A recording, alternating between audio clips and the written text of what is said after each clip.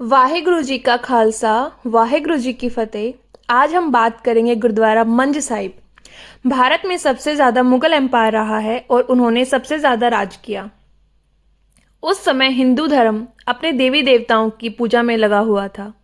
पहले मुसलमान सखी सरवर मजार पर जाया करते थे। यह पीर निगाह निगाह पिंड से संबंधित है और मुगल एम्पायर के समय सखी सरवर की मजार पर सबका जाना बढ़ गया। बाद में मुसलमान भाइयों के साथ हिंदू और अलग धर्मों के लोग भी उनके साथ जाने लगे।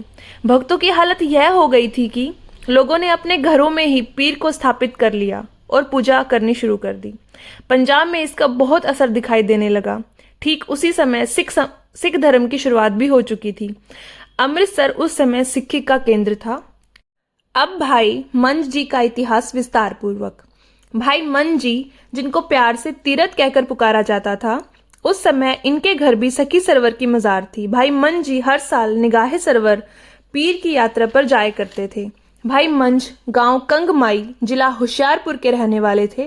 वह सखी सरवर की मजार पर गुरुवार को नियम से मीठी रोटी चढ़ाते थे और बड़ा जत्था लेकर सखी सरवर के प्रचार पर भी जाया करते थे। एक बार आप जी सखी सरवर की मजार पर जत्थे के साथ जा रहे थे। रास्ते में आपके कानों में मधुर गुरबानी पड़ी।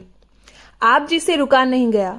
आप जी ने मधुर गुरबानी गाने वाले सिख से पूछा, आप क्या गा रहे हो और यह आपने कहाँ से सीखा है?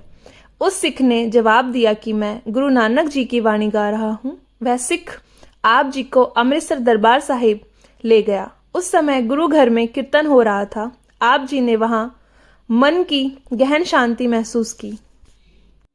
वहां बैठे सिखों की आंखें नम, चेहरे पर तेज, आंखें बंद, वाहेगुरु जी का सिमरन। वह खिला हुआ खुशी भरा चेहरा देखा, जैसे किसी को कोई भी चिंता ना हो। सबके जाने के बाद आप गुरु जी के सामने जाकर गुरु के सिख बनने की इच्छा प्रकट की। गुरु जी बोले, जाओ अपने घर पर जो पीर की मजार बना रखी है उसको हटाओ, फिर तुम्हें हम अपने पास बुला लेंगे। कब्रों की पूजा करने वाला सिख नहीं बन सकता। फिर भाई मन जी गुरु जी की आज्ञा लेकर अपने घर वापस आ गए और अपनी पत्नी के साथ मिलकर घर में बनी मजार को हटा दिया। सभी बिरादरी वालों ने उनको बुरा भला कहा, लेकिन उन्होंने किसी की भी ना सुनी और आप जी सेवा सिमरन में इतना लीन हो गए कि अपनी सुध बुध ही भूल गए। सुबह कथा कीर्तन सुनते और फिर गुरु साहब के घोड़ों के लिए घास लाते। घास लाने के बाद आप जी लंगर के लिए लकड़ियां लाने जंगल में चले जाते और फिर वापस आकर सारा दिन लंगर की सेवा करते। एक दिन धन धन श्री गुरु अर्जन देव जी महाराज ने आप जी को पूछा कि रोटी पानी कहाँ से खाते हो? तो आप जी ने कहा कि लंगर में ही शक लेता हूँ, मतलब खा लेता हूँ। गुरु साहब कहने लगे कि यह तो फिर मजदूरी हो गई, यह कौन सी सेवा? जो आप गुरु घर के लिए लकड़ियां लेकर आते हो उससे आपने प्रसादा शक लिया तो यह सेवा नहीं हुई। अगले दिन से भाई साहब जी लंगर के लिए लकड़ियों लाने के बाद दोबारा से जंगल जाते और लकड़ियां काटकर उन्हें बेचकर प्रसादा बनाते व खाते। एक बार शाम के समय भाई मन जी लकड़ियां गुरु घर के लंगर के लिए ला रहे थे। उस समय जोर से अंधेरी व तूफान आने लगा। आंखों में मिट्टी चली जाने के बाद भी उन्होंने पाठ करना नहीं छोड़ा। बारिश आनी भी शुरू हो गई और पैर फिसलने के कारण एक कुएं में गिर पड़े, परंतु अपनी जान से भी ज्यादा उन्होंने लकड़ियों को संभाल कर रखा, क्योंकि गुरु घर का लंगर समय पर बन सके। लकड़ियों को उसी तरह से ही सिर पर टिकाए रखा। कुएं में गिरने के बाद भी उसी तरह लगातार वाणी का जाप करते रहे। उस समय भाई मंज जी रहरास साहिब जी का पाठ कर रहे थे। तूफान बढ़ता गया। सारी रात तूफान व कुएं के ठंडे पानी में खड़े होकर निकल गई। फिर भाई मंज जी ने सच्चे पातशाह जी से अरदास की, आपने ही मुझे यह सेवा बख्शी है, आप ही इसे पूरी करा लो।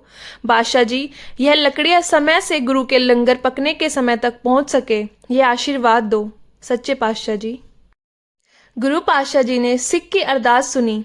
सच्चे पातशाह जी स्वयं ही नंगे पैर अपने सिख की तरफ चलने लगे। बाबा बुढ़ा जी भाई गुरदास जी को कहने लगे कि जाओ रस्सी लेकर आओ, और बाबा बुढ़ा जी और भाई गुरदास जी सच्चे पातशाह जी के पीछे चलने लगे और कुएं के पास पहुंचकर आवाज लगाई, भाई मंज जी लकड़ियों को गिराकर रस्सी पकड़ लो और बाहर आ जाओ। पर भाई मंज जी को सेवा से प्यार था। मंज जी कहने लगे, नहीं भाई साहब, जिन लकड़ियों की वजह से मुझे मेरा सतगुरु मिला है उनको मैं कैसे छोड़ सकता हूँ। गुरु पातशाह जी की आंखों में आंसू आ गए। एक ही वचन निकला, धन सिक्खी। पहले लकड़ियों को निकाला गया, बाद में भाई मंज जी को कुएं से बाहर निकाला गया। भाई मंज जी ने गुरुजी के दर्शन करते ही उनके पैर पकड़ लिए और गुरुजी ने भाई मंज जी को गले से लगाया और कहा, मंज प्यारा गुरु को, गुरु मंज प्यारा। वाहेगुरु जी का खालसा, वाहेगुरु जी की फतेह। आपको मेरा ये सिख इतिहास हिंदी में बताना कैसा लगा, मुझे कमेंट्स करके ज़रूर बताना। धन्यवाद।